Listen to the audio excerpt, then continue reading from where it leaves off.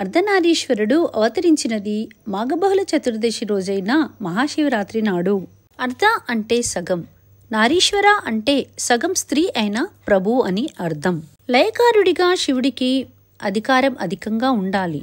అధికారం అంటే శక్తి, శక్తి రూపం పార్వతీదేవి.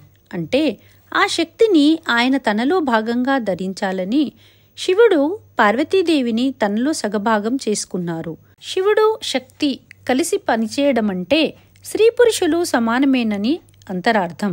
అందుకే కాలం కూడా స్త్రీ పురుష రూపాత్మకమైంది. ఇక్కడ మీరు చూస్తున్న ఆలయం అర్ధనారీశ్వర ఆలయం. ఆలయం అంతా నల్లరాతితోనే ఉంటుంది. ఈ ఆలయం హైదరాబాద్లోని శిల్పా హిల్స్ కొత్తగూడలో ఉంది. ఆలయ ప్రాంతమంతా విశాలంగా మరియు ప్రశాంతంగా ఉంటుంది. మేం వెళ్ళినప్పుడు చిన్నారుల నృత్య కార్యక్రమం జరుగుతుంది. మీరు కూడా వెళ్ళి దర్శించుకోండి. ఓం నమః శివాయ.